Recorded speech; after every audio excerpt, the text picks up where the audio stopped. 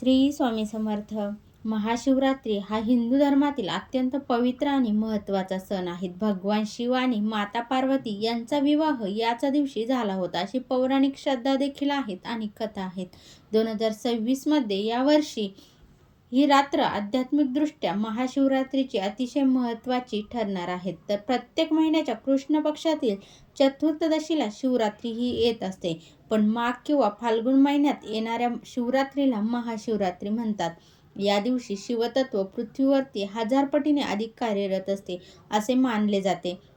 महाशिवरात्रीशी संबंधित 3 प्रमुख कथा सुद्धा प्रसिद्ध आहेत. पहिली कथा म्हणजे भगवान शिव आणि माता पार्वती यांचा विवाह याच दिवशी झाला होता, म्हणून ही रात्र उत्सवाची रात्र मानली जाते. यानंतरची दुसरी कथा म्हणजे याच रात्री भगवान शिव पहिल्यांदा ज्योतिर्लिंग स्वरूपात प्रगट झाले होते.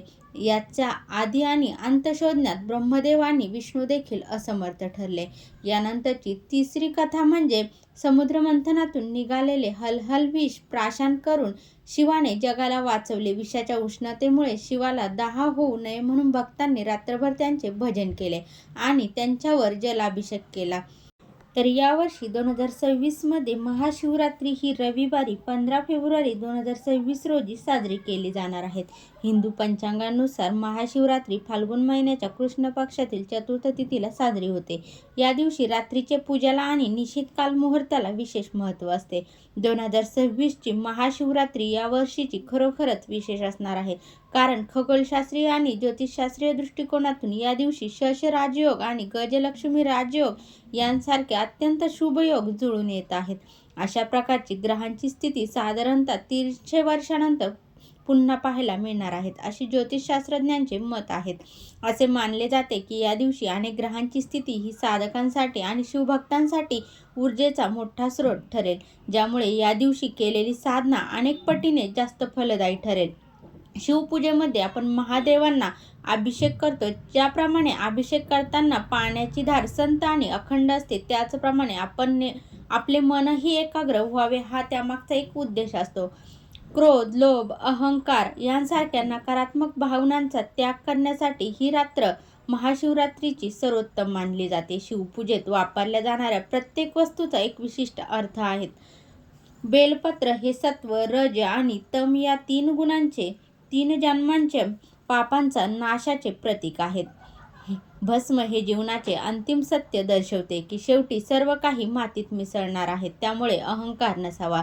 धोत्रा आणि पांढरी फुले. महादेव हे भोलेनाथ आहेत. त्यांना महागड्या वस्तूंऐवजी निसर्गातील साध्या गोष्टी प्रिय आहेत, जे साधेपणाचे महत्त्व शिकवते. असे मानले जाते की महाशिवरात्रीच्या मध्यरात्री म्हणजे निशित काल शिवलिंगातून ज्योतिर्लिंग प्रगट झाले होते. या काळात केलेली प्रार्थना थेट महादेवांपर्यंत पोहोचते आणि जीवनातील मोठे दोष दूर होतात. उपवासाचे मुख्य नियम म्हणजे सकाळी लवकर उठून स्नान करावे आणि महादेवांचे ध्यान करून उपवासाचा संकल्प करावा. तसेच या दिवशी पूर्णपणे सात्विक अन्न घ्यावे. कोणाबद्दलही वाईट बोलू नये किंवा रागवू नयेत. शक्य असल्यास रात्री जागरण करून शिवलीला अमृत वाचावे किंवा ओम नमः शिवाय मंत्राचा जप करावा. दुसऱ्या दिवशी सकाळी आंघोळ करून महादेवांचे दर्शन घेऊन मगच अन्नाचे ग्रहण करावे. जर तुम्ही पाण्याविना उपवास करणे शक्य नसेल तर तुम्ही फलाहार घेऊ शकतात. केळी, फळे, सफरचंद, चिक्कू, पेरू यासारखी सर्व फळे तुम्ही खाऊ शकतात. तसेच दूध, दही, ताक, तूप आणि पेढे यासारखे पदार्थ देखील तुम्ही उपवासाला खाऊ शकतात. कंदमुळे सुद्धा तुम्ही रताळे, बटाटे हे सुद्धा खाऊ शकतात. बदाम, काजू, मनुके, अक्रोड आणि शेंगदाणे, साबुदाणा, खिचडी तुम्ही या दिवशी खाऊ शकतात. तसंच या दिवशी आपल्याला काय खाणे टाळायचं आहे तर बघा, गहू, तांदूळ, डाळी आणि कडधान्य पूर्णपणे आपल्याला या दिवशी टाळायचे आहेत. कांदा, लसूण आणि साधे मीठ त्याऐवजी आपण सैंधव मीठ वापरायचे आहेत. उपवासाच्या दिवशी तंबाखू, सुपारी किंवा मद्यपान या दिवशी निषिद्ध मानले जाते. पॅकेटमधील चिप्स, तळलेले पदार्थ टाळून आपण घरी बनवलेले ताजे पदार्थ खावेत. महाशिवरात्रीला शिवलीला अमृत या ग्रंथाचे वाचन करण्याची जुनी परंपरा आहे. यातील 11वा अध्याय अत्यंत महत्त्वाचा मानला जातो. असे म्हणतात की या अध्यायाचे पठण केल्याने जीवनातील सर्व दुःख दूर होतात. महाशिवरात्रीच्या दिवशी सकाळी किंवा रात्रीच्या जागरणावेळी हे वाचन करणे सर्वोत्तम आहे. चौरंगावरती. तर हे वाचन कसं करायचं आहे? चौरंगावरती पांढरे किंवा लाल वस्त्र अंथरून घ्यायचे आहेत. त्यावरती शिवलेला अमृत हे पोथी ठेवून घ्यायची आहेत. पोथीची गंध, अक्षदा आणि फुले वाहून पूजा करावी. जवळच एक शुद्ध तुपाचा दिवा लावायचा आहे. शांत चित्ताने शक्य असल्यास आसनावर बसून आपल्याला हे वाचन करायचे आहेत. जर संपूर्ण पोथी वाचणे शक्य नसेल तर फक्त 11वा अध्याय वाचावा. यामध्ये शिवाची महती आणि भक्तांच्या कथा आहेत, ज्या श्रद्धेने वाचल्यास मनशांती मिळते. रुद्र हे महादेवांचे उग्र परंतु कल्याणकारी रूप आहेत. रुद्राभिषेक म्हणजे मंत्र उच्चारांसह महादेवांना विविध द्रव्यांनी स्नान घालणे. प्रथम आपण कोणत्याही पूजेची सुरुवात गणपतीच्या पूजेने करावी. आपण हातात पाणी आणि अक्षता घेऊन आपण स्वतःचं नाव सांगून कुटुंबाच्या कल्याणासाठी हा अभिषेक करत आहे असा संकल्प करावा, किंवा तुम्हाला जो काही संकल्प करायचा आहे तो बोलून तुम्ही संकल्प करावा. तांब्याच्या पात्रात पाणी, दूध, दही, मध, तूप आणि साखर, पंचामृत घेऊन हे सर्व मिक्स करून पंचामृत बनवून शिवलिंगावर अर्पण करावे.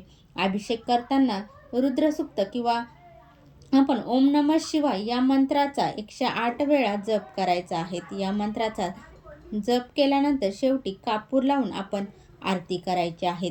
बघा, 15 फेब्रुवारी 2026 रोजी महाशिवरात्री आहे. तर या दिवशी निशित काळ म्हणजे मध्यरात्रीची पूजा महत्त्वाची असते. रात्री 12:09 ते पहाटे 1:01 आपण ही निशित कालची जी पूजा आहे तर ती आपण करू शकतो. तर उपवास आपण हा दुसऱ्या दिवशी 16 फेब्रुवारी 2026 रोजी 7 वाजेपासून दुपारी 3:24 दरम्यान आपण हा उपवास जो आहे तर तो सोडू शकतो. रात्रीच्या 4 प्रहारांच्या पूजेची वेळ म्हणजे प्रथम प्रहार म्हणजे संध्याकाळी 15 तारखेला 6:11 ते रात्री 9:23 आपण ही पहिल्या प्रहाराची पूजा करू शकतो. यानंतर द्वितीय प्रहाराची पूजा आपण रात्री 9:23 ते मध्यरात्री 12:35 ही पूजा करू शकतो. यानंतर तिसरी पूजा म्हणजे मध्यरात्री 12:35 ते पहाटे 3:47 तृतीय प्रहाराची पूजा आपण करू शकतो. यानंतर चौथ्या प्रहाराची पूजा म्हणजे पहाटे 3:47 ते सकाळी 7 वाजेपर्यंत आपण ही चौथ्या प्रहाराची पूजा करू शकतो. बघा, शिवरात्रीचे 5 प्रकार पडतात. त्यातील पहिला प्रकार म्हणजे नित्य शिवरात्र, पक्ष शिवरात्र हा दुसरा प्रकार, तिसरा प्रकार म्हणजे मास शिवरात्र, चौथा प्रकार योग शिवरात्र व महाशिवरात्र असे शिवरात्रीचे 5 प्रकार आहेत. यापैकी महाशिवरात्री ही सर्वश्रेष्ठ मानली जाते. दररोजची रात्र ही नित्य शिवरात्र असते. शुद्ध चतुर्दशीची रात्र ही पक्ष शिवरात्र, प्रत्येक महिन्याच्या वद्य चतुर्दशीची रात्र ही मास शिवरात्र आणि योग सामर्थ्याने निर्माण केलेली रात्र म्हणजे योग शिवरात्र मानली जाते. बघा, आपण पूजा व जागरण ही या व्रताची महाशिवरात्रीच्या व्रताची 3 प्रमुख अंगे आहेत: उपवास, पूजा आणि जागरण. रात्रीच्या 4 प्रहरांपैकी प्रत्येक प्रहरामध्ये वेगवेगळ्या पद्धतीने शिवाची पूजा केली जाते. या पूजेला यामपूजा असे म्हटले जाते. पूजा करताना शिवाला विशेष प्रिय म्हणून बेलाची पाने हे वाहिली जातात. विशिष्ट वर्ष व्रत केल्यानंतर त्याचे उद्यापन करता येते. महाशिवरात्रीचे या काळात उपवास, जागरण वगैरे गोष्टी नकळत घडल्या तरी व्यक्तीचा उद्धार होतो असे म्हटले जाते. अशी लोकांची श्रद्धा असून ती सूचित करणाऱ्या अनेक कथाही प्रचलित आहेत. तर बघा, यावर्षी 15 फेब्रुवारी 2026 रोजी रविवारी महाशिवरात्री साजरी होणार आहे. महाशिवरात्रीला जलाभिषेक, रुद्राभिषेकाला अनन्यसाधारण असं महत्त्व आहे. देवांचे देव आणि तिन्ही लोकांचे स्वामी महादेवांचा हा सर्वात मोठा उत्सव असतो. या दिवशी भक्तिभावाने शिवाची आराधना केल्यास भगवान शंकर प्रसन्न होतात आणि शिवभक्तांच्या सर्व मनोकामना पूर्ण होतात असे मानले जाते. काही कथांनुसार समुद्र मंथनातून निघालेले हलाहल याच दिवशी शंकरांनी प्राशन केले होते आणि जगाला विनाशापासून वाचवले. हेच ऋण फेडण्याचा दिवस म्हणजे महाशिवरात्री होय अशी मान्यता असल्याचे सांगितले जाते. तर काही कथांनुसार या दिवशी शिव आणि पार्वती मातेचा विवाह झाला होता. काही ठिकाणी या दिवसाला जलरात्री असे संबोधले जाते. महाशिवरात्रीचा महिमा मोठा असल्याचे सांगितले जाते. शिवतत्व या दिवशी प्रथम पृथ्वीवरती अवतरल्यामुळे हा दिवस महाशिवरात्री म्हणून साजरा केला जातो. व्हिडिओ आवडल्यास लाईक, शेअर, कमेंट करा. चॅनलवरती नवीन असाल तर चॅनलला सबस्क्राईब करा. श्री स्वामी समर्थ. जय जय स्वामी समर्थ.